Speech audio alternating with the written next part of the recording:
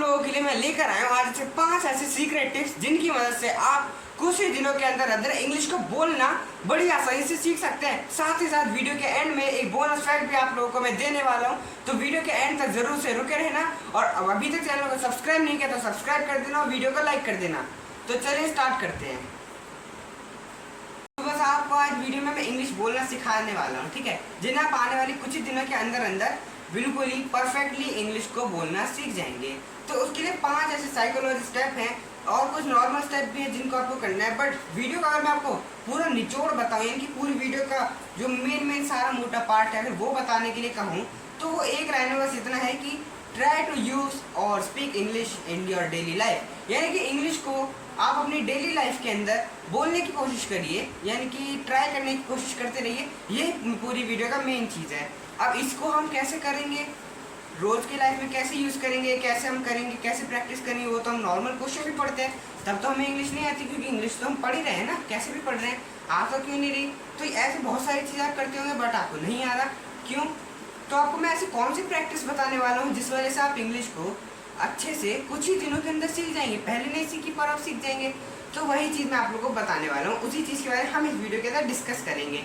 तो देखिए, सबसे पहला मेथड जो कि है मिरर मेथड।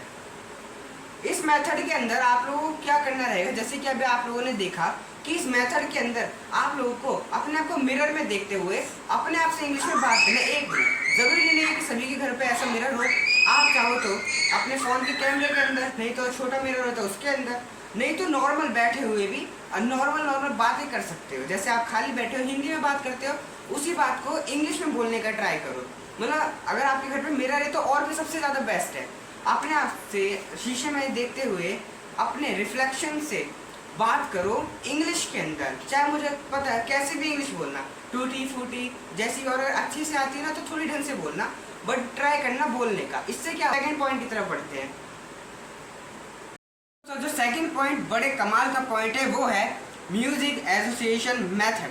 अब ये क्या चीज़ है? देखिए दोस्तों, जब आप किसी भी क्वेश्चन को याद करते हैं तो उसको किसी लाइन के फॉर्म में नहीं, एक गाने के फॉर्म में याद करने की कोशिश करिए। इससे क्या होगा, गाने को आप कभी भी ट्राई करना, आप कभी भी ठीक है ट्राई मत करना, नोटिस करना कि जब भी आपके आसपास कोई गाना चल रहा होगा, वो लगातार जब चलता है, ज़्यादा नहीं 2 से 4 बार, तो आपके दिमाग में अपने आप ही वो गाना बार बार आने लग जाता है। चाहे फिर वो हिंदी में हो या किसी भी भाषा में हो। कई गाने तो ऐसे होते हैं जिनका मीनिंग भी आपको नहीं पता होता, बट फिर भी वो गाना आपके दिमाग में छप जाता है और कई टाइम तक आपको याद रहता है। इसी चीज़ को हम बोलते हैं म्यूजिक। तो ये जो म्यूजिक एसोसिएशन मेथड होता है, इसी चीज़ को आप इंग्लिश के ऊपर अप्लाई कर सकते हैं। वो कैसे करेंगे, आपने ट्राई करना कि आप इंग्लिश के जो म्यूजिक होते हैं, इंग्लिश की जो पोएम्स होती है, इंग्लिश की जो लिरिक्स होती हैं, इन्हीं लिरिक्स को, इन्हीं पोएम्स को, इन्हीं सॉन्ग्स को एक बार सुनो।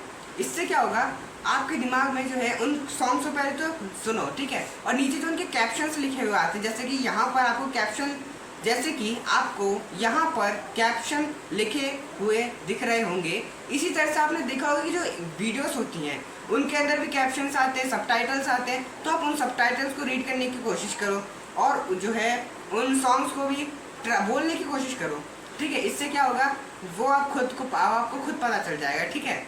चलिए हम थर्ड पॉइंट की तरफ बढ़ते हैं। थर्ड पॉइंट बड़े कमाल का पॉइंट है। इस पॉइंट का नाम है गेमिफिकेशन मेथड। अब गेमिफिकेशन मेथड क्या होता है? देखिए, आपको कुछ नहीं करना है, इसकी बहुत छोटा बच्चों वाला मेथड है। इसके अंदर आप लोगों को सिंपल सा इंग्लिश वाले गेम खेलने हैं, जिसके अंदर इंग्लिश का ज़्यादा यूज़ किया जाता है। जैसे कि मैं ये वाला और भी बहुत सारे ऐप है, जैसे ड्यूलिंगो भी हो गया, स्पॉन्सर नहीं है, ठीक है। तो वैसे मतलब बहुत सारे ऐप होते हैं जहाँ पर आप जो है इंग्लिश को बोल भी सकते हैं और सीख भी सकते हैं, ठीक है। तो ये तो हो गए हमारे टोटल 3 स्टेप। चलिए हम चौथे स्टेप की तरफ बढ़ते हैं। अब मैं आपको बताने वाला हूँ जो चौथा पॉइंट है। जो चौथा पॉइंट बहुत भी ज़्यादा मज़ेदार है। चौथे पॉइंट के अंदर आप लोगों को क्या करना है, मान लेते हैं कि आप सुबह इतने बजे उठे और इतने बजे रात को सोने के लिए गए, तो सोने से पहले जस्ट 5 से 10 मिनट आपको बस इतना सा याद करना है कि आप कितने बजे उठे और आप कितने बजे सोने जा रहे हो। ये 2 पॉइंट याद रखने हैं। एंड इसके बीच का जितना भी आपने जो भी कुछ करा, जरूरी नहीं एक ही चीज़ याद करो, जो याद आता जाए उसके सेंटेंस बनाओ। कि जैसे कि I woke up at 6 AM and then I went to school, मतलब इस तरह से आप बना सकते चाहिए। मैं आपको एग्जांपल देता हूँ। जब आप छोटे थे तो आपको ना तो हिंदी भी नहीं आती थी, ना आपको कोई दूसरी लैंग्वेज आती थी, बट जैसे जैसे आप बड़े हुए आपको हिंदी आने लग गई। आपने जो है, अगर आप जैसे गुजरात में रहते हैं तो आपको गुजराती आने लग गई, और महाराष्ट्र में रहते हैं तो मराठी आने लग गई, या फिर जहाँ भी आप रहते हैं वहाँ की भी लैंग्वेज आपको ऑटोमेटिक आने लग गई। क्या आपने कभी उस लैंग्वेज को सीखने की कोशिश करी है? क्या आपने कभी भी हिंदी को व्याकरण के द्वारा समझने की कोशिश करी है? क्या आपने किसी भी चीज़ की ग्रामर के साथ उसको समझने की कोशिश करी? नहीं करी है, क्योंकि जब हम किसी भी माहौल में रहते हैं तो हमें वो चीज़ अपने आप ही आने लग जाती है, हमें उसे सीखना नहीं पड़ता है। यही एक कारण है कि जब आप छोटे थे तो आपने 1 2 3 4 5 6 7 8 9 10 याद करा था, टेबल याद करे थे, तो वो चीज़ें आज भी आपको याद है। आपने बचपन में ABCD याद करी थी, वो भी आज आपको याद है। आपने बचपन में का खा गा याद करा था, वो भी आज आपको याद है। कारण क्योंकि आप उनका यूज़ आज भी डेली लाइफ में करते हैं, यही कारण है कि आपको वो चीज़ें याद है। इसी तरह से अगर आपको अपने घर से स्कूल जाना है या स्कूल से कहीं पे जाना है, तो आपको वो जो रास्ता है, कभी भी आपने उसको ग्रामर से याद करा था या उसका कोई फॉर्मूला बनाया था, उसको रटा था? नहीं करा था। आपने वहाँ पर डेली आना जाना था तो आप उसको ऑटोमेटिक वहाँ पर सीख गए। तो यही चीज़ होती है जब हम किसी माहौल के अंदर रहते हैं। तो सिंपल सा वीडियो का मेन चीज़ यही है कि अपने आसपास बस आपको एक इन्वायरमेंट क्रिएट करना है इंग्लिश के लिए। तो क्या होगा, टाइम टू टाइम आप देखोगे, इसके लिए मैं क्या ही कहूँ, आप खुद ही नोटिस करना कि आप टाइम टू टाइम नोटिस करोगे कि आप इंग्लिश के अंदर थोड़े बेटर होते जा रहे हो, और आप थोड़ी थोड़ी इंग्लिश बोलना भी सीख जाओगे।